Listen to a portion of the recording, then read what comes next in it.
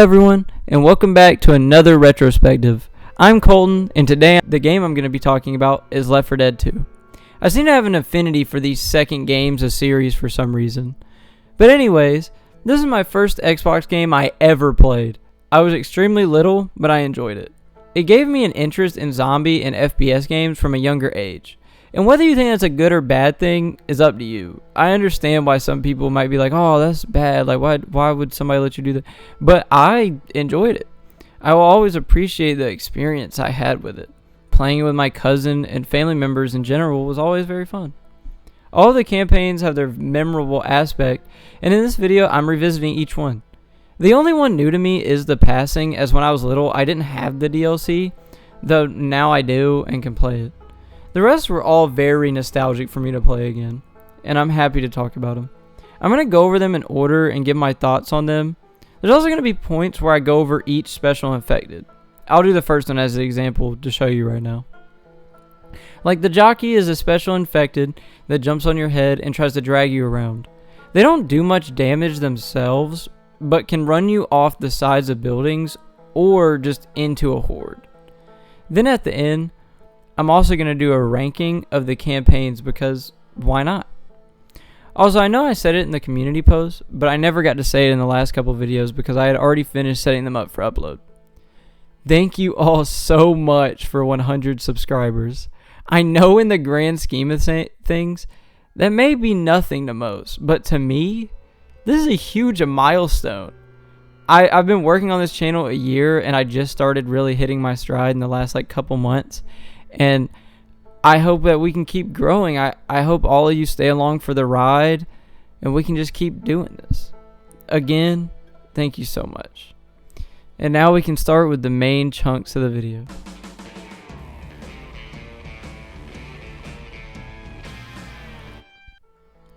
Dead Center starts you off at the top of a hotel.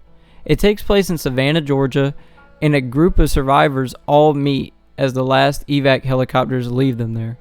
I, for one, pick Ellis every single time. I don't care. I stand that man. He's so hick, and I love it. All the survivors who meet up are Coach, Nick, Rochelle, and as stated before, Ellis. In the hotel, you mostly are working your way down to the bottom floor, though the Vanna, as it's called, is completely filled up with zombies and special infected, each trying to, of course, tear you and your new friends apart. The building seems to be catching more and more on fire as you scale it. I mean, literally, it just aggressively gets worse. There's also one part where you have to be really careful to not fall off, though eventually you'll make it to an elevator that starts filling with smoke. More and more, something seems off, until eventually you have to pry the doors open and exit the elevators. There's so much fire around the area and the building is filled with smoke. This honestly creates a really cool environment for this end section of the level. You just need to navigate through some rooms. I ran into a tank for some reason, and you'll make your way out to the lobby. Then finally, you can reach a safe room, which is always the end of a level. To me, this first mission really gets you in the groove of the game. You meet all of the characters and get thrown what you may deal with. Jockeys, spitters, tanks, boomers, smokers, and more. I'll cover more as I go through where I had experiences with each. But for now, just of course know they all exist. This level has a cool environment, especially the part where you scale the outside of the wall of the hotel, and of course, the fire-filled bottom floor towards the end. Just a whole lot of fun, and a good setup for the start of this great game. The streets chapter includes exactly what it says. You exit the hotel and have to navigate many different streets to make it to the evac center at the mall. Much doesn't happen at the beginning besides running through small little buildings and dealing with zombies, of course. I also ran into the first witch in my playthrough here. These special infected take you down with one hit, and they also do a lot of damage while you're on the ground. The other thing they do is call hordes to you, so this can really screw over your friends and yourself. You can try to avoid them, but if they get hit one time or they just get agitated, they'll just start attacking you. Anyways, you can push on through these meh areas to eventually reach a gun shop. The gun shop owner will agree to blow up a roadblock in your way, but you have to bring him cola. Which, you know what? I agree. I mean, I wouldn't do it unless you gave me a 6-pack of Coca-Colas in a glass bottle. I mean, that sounds awesome. I'll take one right now. But anyway, this cola is in a store where you'll go inside and cause an alarm to go off. This shows you how this mechanic works, but it also does it in an early game type of way. The walk isn't too far, which is a good start, and you can go past the horde of zombies that starts coming because of the loud noises, and eventually give the man his cola. He'll blow up the truck in your way, and your group can reach the mall. Out of all the missions in this section, I can go ahead and say this is the weakest, just due to not having much personality compared to the others. It does at least help you get a feel for these horde events though, and what you have to deal with. It also shows you how delivering things to other places are. It's a solid beginner level with just a bleh design. Once your group gets to the mall, you realize the evacuation center already got overran by infected. This leaves you with not much hope in this dark mall. It's extremely dark, and you're just navigating through zombies and, like I said, darkness. This is a pretty short level, to be honest, though you do have another horde event. I broke the windows on the second floor to push forward and cause the horde to come. This can be annoying depending on what difficulty you're on. Hordes can just get really irritating, especially when you're playing with bots. You need to make your way to the security office and cut off the alarm. The safe house is pretty close to here, and while this level is short, I still enjoy the environment more than the streets. It also seems to be set up more as a build-up to the finale of the campaign. Also, just the darkness filling the mall is great. I like that you really need to use your light or you could wander into just a bad situation. This mission gets me ready to go for the fourth and final one of this campaign. The atrium starts with your group exiting the safe house and heading down an elevator. You'll find a car propped up that needs to be filled with gas as the survivors decide to use it to escape. Ellis will mention that this is some dude named Jimmy Gibbs' car. I love the design of the car. It's so cool. And this section of the mall is just fun looking. This mission teaches you how finales typically work. There's countless hordes and special infected. And also tanks. These tanks are the strongest and bulkiest of the infected. They can throw cars, boulders, and also throw you. They do a lot of damage and can be difficult to deal with, especially when dealing with hordes. I think they're pretty fun to fight though. Anyways, you need to get 8 gas cans for the car, which are scattered throughout the area. I typically like to go for farther outside cans and then work my way inwards. It's not too bad of an objective as long as you don't stray too far from your team. After you get the car filled up, you need the group standing next to it or whoever is still alive too. Then the survivors will take the car and drive through the atrium doors. I love this mission and campaign in general. It does a great job setting up the premise and how campaigns typically work in the game. Horde events, grand escapes, and special infected are pivotal, and they really show you that here. Overall, Dead Center is a great starting campaign and does everything it needs to in this role. Not to mention, the environments mostly are really good. A whole lot of fun.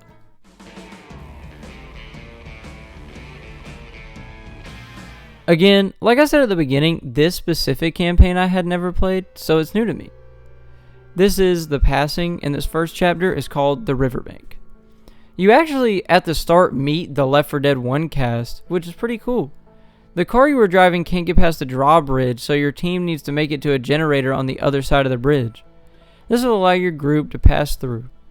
Though during the Riverbank chapter, you move through a lot of buildings in the area. I love the neon light sign you can see in this campaign, and also the wedding that's all set up with no one at it is eerie. Also, the original cast, they raised the bridge in the last game, but it nearly leaves this cast stranded, which is pretty ironic. After going through the wedding with a witch bride, you'll eventually reach the safe house. This mission is overall nice to begin the campaign with, and I love its unique style. Also, meeting the other 3 from the original Left 4 Dead is awesome. The different stores and apartments you go through also provide a cool, closed-in environment to fight zombies in. And the wedding scenery and enemy looks are so cool. I'm sorry I'm saying that a lot, but I don't know what else to say. They're just designed really well. The unique witch bride will never fail to impress me. A great level for sure. The Underground is up next. With a title like that, it could be really good or really meh. I think it was actually really good. You have to go down into this underground river tour someone in the town had set up.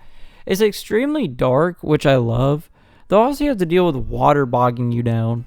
This is a cool mechanic, even if it makes you slow, and also if the environment isn't crap. I like when the environment comes in effect in an interesting way like that, but it has to do it in the right way.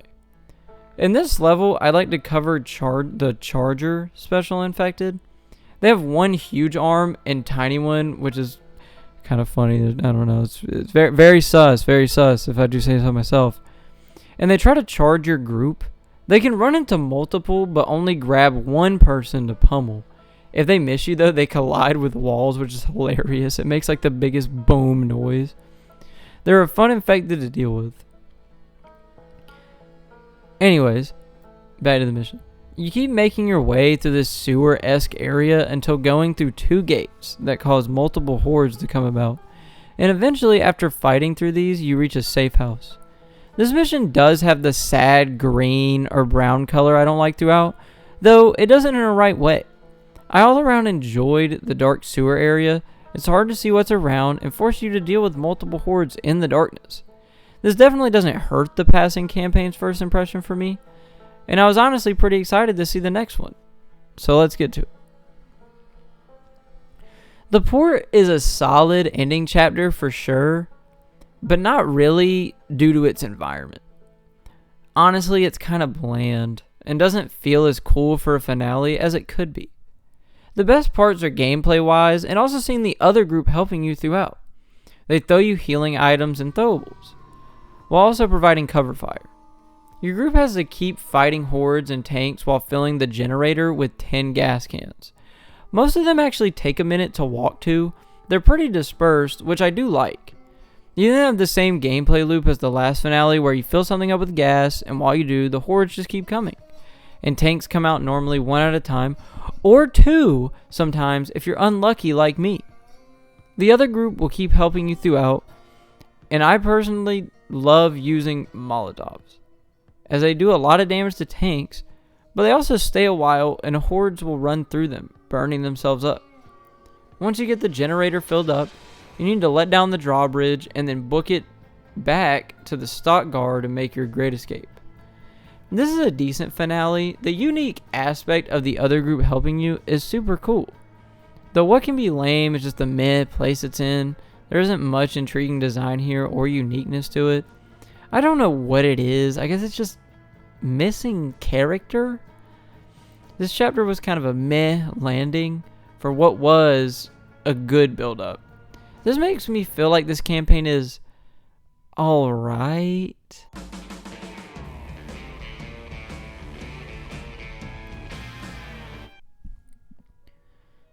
The third campaign is Dark Carnival. The highway is already a strong start to this awesome campaign. The group has to leave the car stranded on the highway as it's absolutely covered in cars and trucks. You'll get to make your way along the highway through some hotels and really tall hills. This is definitely more of a motel, but, you know, whatever. I somehow looped myself back to the beginning, but it's not too bad. You just need to go behind the motel down the big hill. This mission, you honestly don't have to deal with too many enemies. You can see the Carnival searchlights off in the distance, and that's your goal. This is overall a solid starting chapter filled with 3 different environments and interesting areas. Just a great starting point. The fairgrounds is where you start entering a fair area. There's little mini games you can even get a gnome from. Though there's also a carousel you need to power on to get through a gate. It's very loud and attracts huge hordes of zombies. You need to work your way around to the other side to cut it off. This will prevent the horde from overtaking your team. Here I'd like to talk about boomers, which is another special infected. They are very big and don't have very much health, though they can throw up on you, which cause zombies to be attracted to take you down. Also, your screen is covered in green like gook I feel like that's the best I can describe it. An interesting type of enemy for sure. Though back to the mission. You'll make your way through the fairgrounds and eventually to a safe house and the Tunnel of Love. Another really good build-up mission. The carousel shows you what you're going to be getting into, and also you start seeing the carnival environment, which is awesome. It's a longer chapter, but I think that works to its favor. This is already setting the mood in a huge way. The coaster mission is up next, and it is a long one, though it also uses it to its advantage. You first start out in the Tunnel of Love and have many groups of zombies you have to get through. I ran into so many different types of special infected. It was ridiculous. I would try to get rid of them and somehow they would just keep spawning. It was crazy. You also navigate through the back areas of the tunnel, like where the machinery is and what controls the rides. It's covered in some water. And I also encountered a witch in the room. Of course, she got startled because somehow every time she does, whether it's you or your stupid CPU teammates, you'll keep moving along until you go through a couple metal buildings. And you'll reach the main attraction of this chapter. See what I did there? The roller coaster. It needs to be activated to go through the gate of it. This causes a huge horde of zombies to come, and also your group seems to get stuck every 2 seconds for some reason. You need to follow the roller coaster to eventually shut it off. There's a lot to trek. Also, I got taken out by a hunter one time, so here I'm going to go over that type. The hunter is a special infected who can jump on you, and then it will start rapidly clawing you. You can't do anything about it except wait for a teammate to help you. I had to restart this chapter once because they did not help me. They literally just left me there. Eventually, though, I made it through, shut off the roller coaster, and reached the safe house. A super fun chapter all around. The Tunnel of Love and the roller coaster provide such different environments. They work so well together. It's just it's awesome. You deal with so many enemies and do it in such different places. Like all these different environments provide different ones to fight it. You really need to work as a team in this mission, which I very much enjoy. All around, just a great chapter. The Barns is honestly shorter compared to the others. The group is in a huge safe room as well. You need to navigate your way through a small fairground where you can see Mr. Pistachio. And there's a lot of barns as well to go through.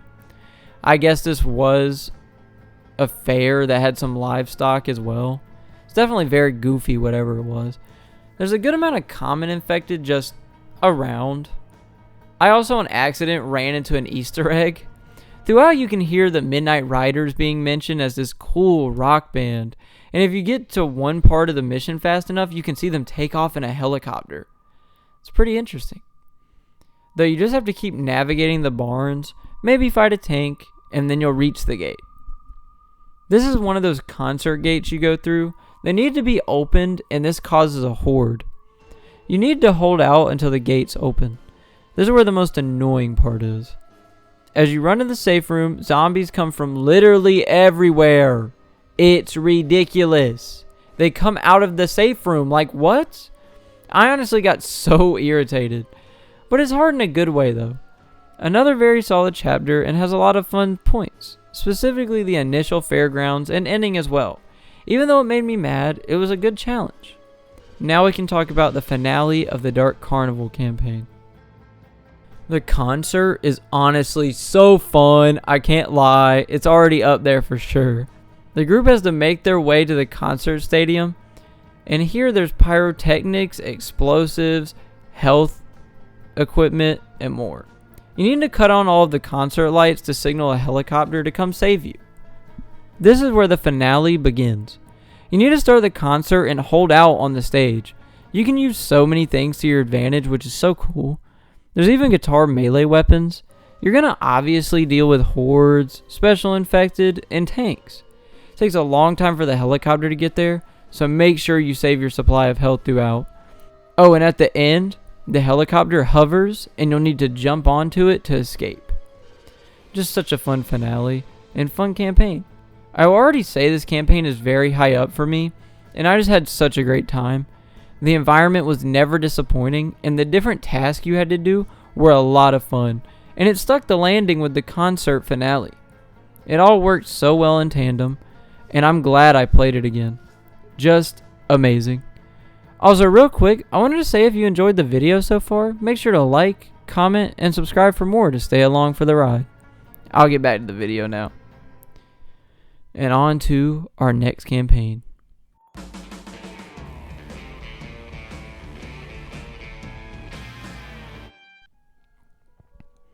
The next campaign is Swamp Fever, and it's straight up in the name. In this first part, it's called Plank Country, and you're going to have to go through a very swampy, gross area. And this one, in my opinion, doesn't do it well, though I'm going to cover them as I have been. So at the beginning, you find out that the helicopter guy turned into a zombie after escaping Dark Carnival. Ella's coach and Rochelle agree to let Nick take him out. Then the helicopter was brought down in the Louisiana swamps, and you start off in this random rail car. There's an abandoned gas station nearby, and then you'll enter the main area of the level. This is where there's some trailer parks and small wooden shacks. Based on the wiki, I saw that the townspeople tried to barricade and wait out the outbreak, though they have failed due to it being filled with infected. After going through this meh area, you finish out with a safe house. This chapter does well in setting the swamp mood, but I just have bias with these kind of levels every time. The colors are just not great, and it doesn't get any better. If you're going to do this, give me a good game mechanic it goes with. This doesn't do that. The swamp level is kind of long, and also filled with so many swampy areas. I get that's what you expect, but come on. The water bogs you down so much, and then the infected can come for you easier. Here I'd like to talk about the spitter special infected. They are lankier and have ooze coming from their mouth. They spit projectile ooze that does damage if you step on it. And also when you take them out, they drop it all on the area around where they were. An enemy that can throw a wrench in every once in a while, but definitely one of the easier special infected to deal with due to its health. Now back to the level. So the swamp bogs you down, and you navigate through a boathouse that has some supplies for your group. There's also a huge crashed airliner, which is definitely the most eerie spectacle of the level. You have to go through it and open the emergency door. This obviously causes a horde, and you can honestly take them out pretty easy here. And you can navigate through some broken down wooden shacks in a swamp. And then eventually, you'll reach a safe house. Again, I liked the aircraft part. That was cool. And the implication is pretty sinister, which is good to see in a game like this. Still though, the area is poop green, and I'm just not very fond of that. Especially when the level doesn't use it much to its advantage. The Shantytown chapter is literally the 4 survivors having to trek through a shantytown. Who would have guessed? This place is a swamp filled with constant wooden shacks, water that bogs you down, and enemies all plotting on your group's downfall. There's also yet another horde event. This is where you slowly let a creaky ramp down. I don't know why you do it slow, just cut the freaking rope. It leads to a shack on stilts. And the enemies can be kind of annoying due to the angles they come from, but it's not too bad. Also, there's also flooded shacks as well. Once you make it through this area, you'll finally reach a safe house in a less swamp covered area. This is a short but alright chapter. It doesn't overstay and gives you a horde event. Also the shacks are okay to traverse. Just a short, decent chapter. The plantation is a cool chapter for the finale, as you go through a plantation house. It has a turret gun on it, which is pretty cool. I didn't find much use for it though. You just have to make sure to navigate through the house and make it to the outside with an overgrown garden. It kind of reminds me of one of those garden mazes. You'll make it to a big gate in the front of the house, and there's also a radio. You can call for help, and a guy named Virgil will respond. He has a boat, and you call him to pick you up for rescue. You have the usual end of campaign hordes, constant zombies, spitters, hunters, and more show up. And if you're like me, you may fight 3 tanks with 2 at the same time. When Virgil arrives, the gate will open, and you can run out to his boat. This is a decent finale, and this whole campaign to me just didn't hit. Though it's okay. Again, this is coming from someone who just normally doesn't like swamp levels, especially with drab colors. like this one. You also have the water constantly bogging you down way more than the passing. Swamp fever just isn't for me.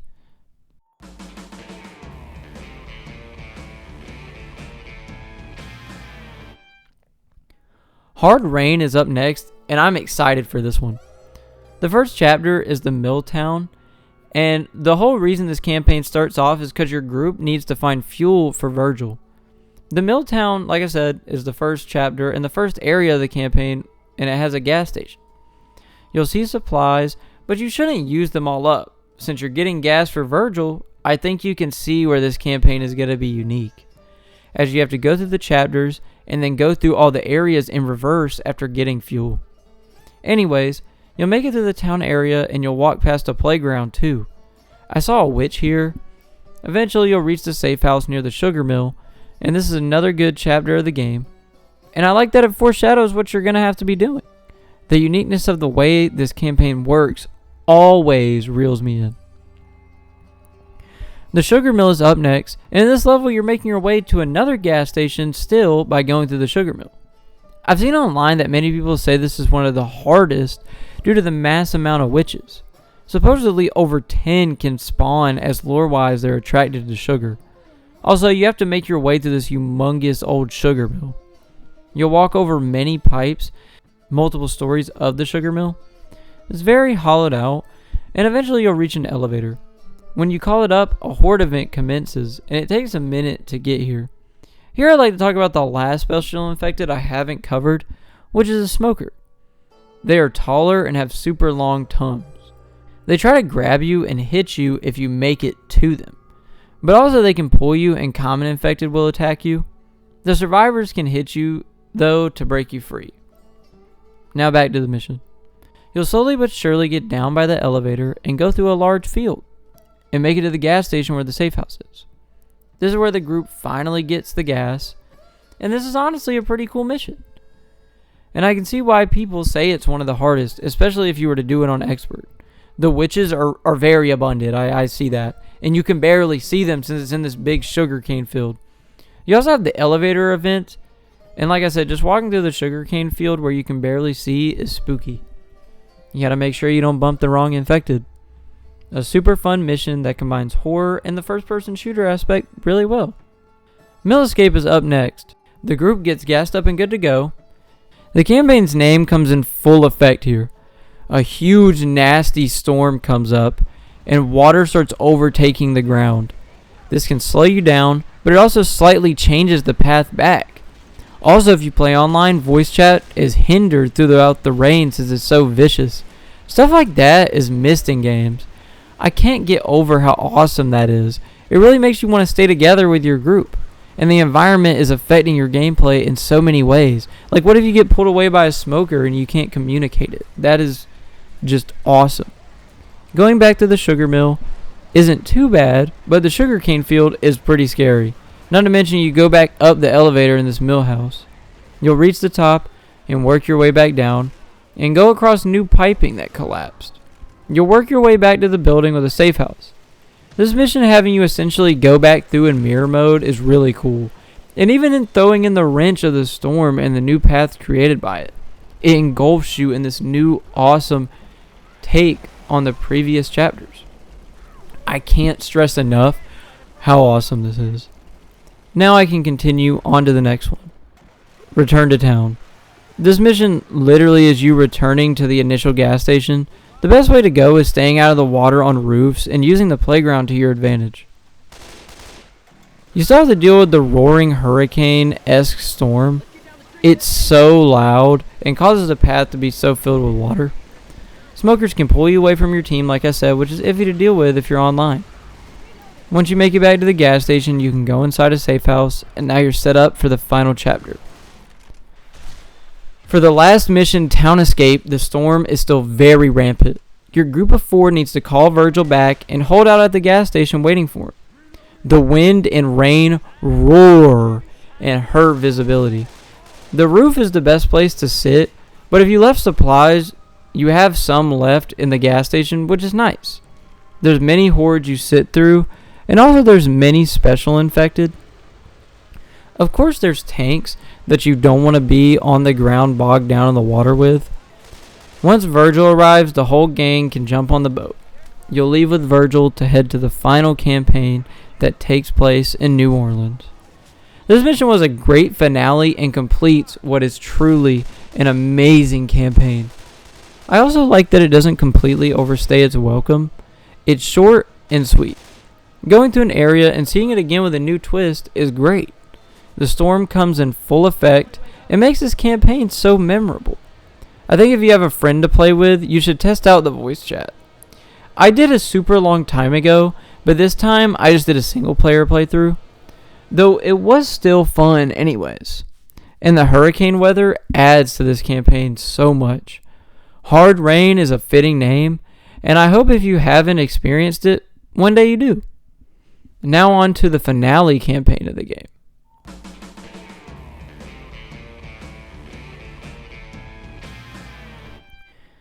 The start of the Parish has you arriving in New Orleans with the first mission of the waterfront. Virgil drops the group off as they want to reach the bridge to evacuate. Honestly, this chapter doesn't consist of too much. You see a new zombie variant that has riot armor. It is harder to kill.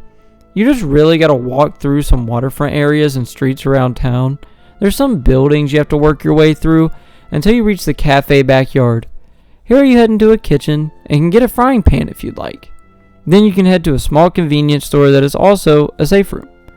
Honestly, the waterfront is a decent beginning. You can already see there's a lot of yellows and oranges, which I don't mind. Also, the streets are cool to walk down, and the riot zombies are a cool new variant of zombie of standard infected. It provides a new twist that adds to the environment. Again, this is a pretty good start. The park is up next, and right off the bat, you go back to walking down many streets. Eventually, you'll reach the main point of this chapter, which is dun dun dun, the park. There's many different paths you can walk through, but eventually in the park, you'll see a gazebo and also some picnic tables. Infected aren't too bad to deal with here. You can leave the park to head down some more streets, and eventually an alleyway will lead you under a bridge. Here you can end up fighting a whole lot of zombies and special infected zombies. I had a random horde run up here. There's a portable trailer you eventually go into that has a horde event. You have to open the trailer door and book it down some long paths. There's many fences in the way of the tower you're trying to reach. It's very windy, but eventually you can reach the tower and quiet it down. You'll reach a bus station and have to most likely fight a tank before the safe house. Though after, you can make it to the safe house and be on to the next mission. Honestly, the park was really the best part of this mission, and second would be the underpath. It's just cool seeing these environments post-apocalypse. The bridge also kind of foreshadows later. Another good build-up. A cemetery is already a fun environment for a zombie game, and you do just that. You go through one in the cemetery chapter. You take a short trip in a sewer, and you'll move on to a desolate impound lot. There's some zombies, but it's not too bad. And then finally you get to the main part of this chapter, which is the cemetery. Based on the wiki, I saw that there's many places tanks or witches can spawn here, though it wasn't too bad for me. That's also because I fluctuated in difficulty, to be honest. After you finally make it out of the cemetery, you navigate to a final building which contains the safe room. Shut the door, and you're done. Like I already said, a cemetery is a cool place for a zombie game. It meshes well, of course, and dealing with a tank or witch is always interesting. If you're like me, when I was 4, I didn't realize why the name of this chapter was The Quarter. Though now I know it's because it takes place in the French Quarter. You go through streets yet again, encountering infected in bars, apartments, and more. The Horde event even has to do with a Mardi Gras float, as when the survivors reach a certain area, they can't navigate on the ground to the building. They have to cause the float to move to a window, and this lets you use it to get across to the other building.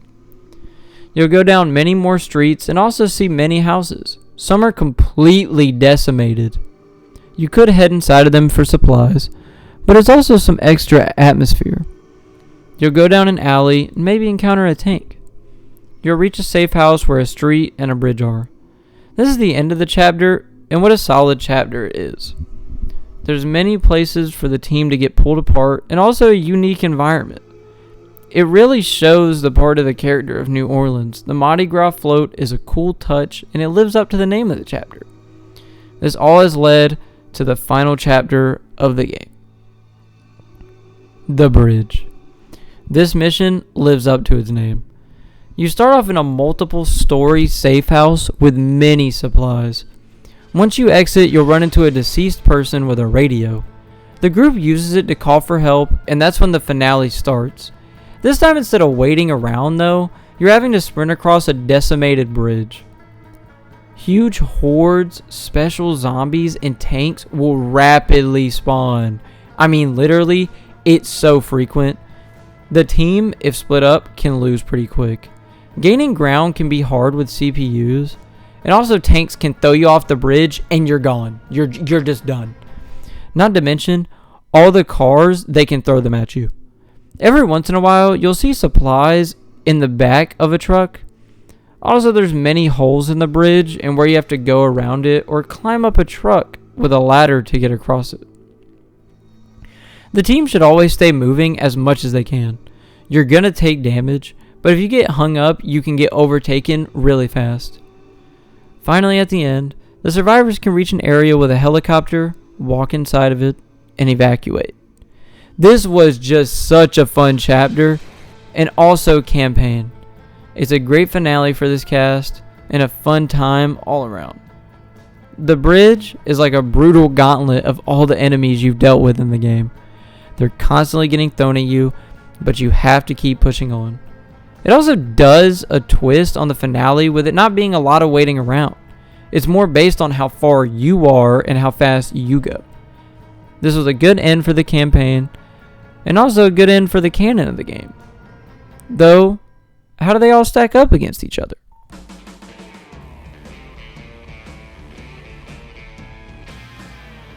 So now, I'd like to rank all the campaigns, and obviously, this is my opinion. If you disagree, I completely understand. I'm going to go from the lowest ranked to the highest. The weakest campaign, in my opinion, coming in at 6, is Swamp Fever. The water bogging you down without other added good aspects is kind of mediocre. Not to mention the different areas you go through are just pretty bland. And the colors are so boring. The drab green, gray, and brown just doesn't hit well with me. Other campaigns or games can use this color palette and environment so much better, though this campaign doesn't do that. And since the water slowing you down doesn't add much else, it makes you hate it instead of enjoy why it's there. It's definitely the weaker out of the campaigns with that aspect. The dire docks, if you will, of swampy levels. The top 5 I honestly think could go many ways, but I had to pick. So at 5, I have Dead Center. To be honest, I don't dislike this one at all. All these are just done really well. Though anyways, Dead Center is an amazing start that really introduces you to all of the ideas these campaigns follow. It also introduces you to the characters. It has the dramatic instances, the streets you go through, horde events, and the grand escape that the other campaigns follow. It's a great starting point for what's a great formula. Also, the car looks cool. Canonically, Ellis has to drive it, in my opinion. That's just what I believe. At 4, I have The Passing. While it does have the great cameos of the Left 4 Dead 1 cast, it lacks enough missions to really flesh it out. I will say in a way that's good, because it doesn't overstay its welcome. And the first couple missions have great environments. And while I do like the whole bridge thing, the generator part is one of the weaker finales. Of course, what gets it above the other two mainly, though, is the cameos. Also, the Witch Bride is awesome to see at the wedding scene. Now 3 is up next, and I decided on the Parish. It's a great finale for the game, and also the whole thing of it being in New Orleans is awesome. You have so many things that show the character of the French Quarter, and it's great. You also have an awesome finale, and that's one of the most different from the others. Running across the bridge is stressful, but that's what makes it work. It's overall a fun-filled environment, And I can't say that enough. It really fills it out. The second and first place were extremely hard to decide. I can't even lie. Though at 2, I have Hard Rain. It was so hard to decide on that. I would say 1A and 1B, but like I don't want to be like that, so I'm putting it at 2. This campaign that has water bogging you down is the Jolly Roger Bay from the analogy I said earlier. It's the so much better version of Swamp Fever. Going back to the areas you've traversed with the hurricane weather changing it is so fun. Certain pipes have fallen down, water is rising, and the storm is roaring. The witches are abundant in the first go around through the field. And it's a green, brown, and gray level done right. I normally hate them, but this one made me enjoy it. It's just such a great time. I will never forget this experience. The holdout waiting for the boat is also just so fun. I think it's just something that any gamer should experience. So at 1, you know where that leaves us. In first place, I have Dark Carnival. Where do I even start? The environment is absolutely killer. The beginning has you at the decimated highway, and you move along to a fair with a funny gnome you can get from a minigame if you want. It even has a carousel that causes a horde. Like what? You go into the Tunnel of Love and are in the dark, closed-in space with fairy lights. All the special infected utilize it so well too. The coaster is in the same level and provides a cool area to fight a horde in, as you have to push along through the horde on the track to shut it off. The barns is even a solid mission, as it has the livestock area, which is just eerie to see. And then another horde causing thing by opening the gate. And once it opens, you have a serious sprint to live, as hordes will come so heavily. Every build-up mission has a unique environment with challenges that put together this game's ideas so well. And then finally you have the finale that utilizes the concert environment in such an awesome way with the pyrotechnics and fireworks. You have to hold down a stadium till the evac reaches you. It's just so great how well this campaign combines all the aspects in one big finale. And it puts the Left 4 Dead 2 formula together in the best way I think ever. It's a campaign that at every age has given me a great time. In single player and of course with others, it's very strong, and I hope people play the game and experience this campaign.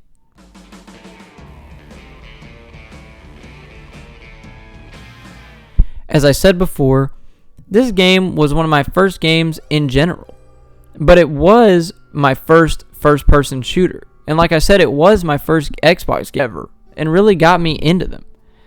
It introduced me to playing games with my family, but also introduced me to zombies, and got me into the horror genre and into shooter games. It's the reason I played any games like COD. Even the idea of a campaign I started enjoying here. The spectacles each provide and the standards I set came from Left 4 Dead 2, and I don't think that's bad at all. It's such a strong game, and I think most could agree with that. I also hope that it's given people as many good times as I had with it. It's another reason why I got so into video games from a young age, and also became more social in general. It has teamwork like Resident Evil 5, a campaign setup like COD, and a fun time like Dead Rising. As you can see, many of the games I've covered are ones I came to enjoy because I enjoyed Left 4 Dead 2 so much. If you haven't already played this game, if you find it, maybe give it a try with a friend. I think you'll have a lot of fun.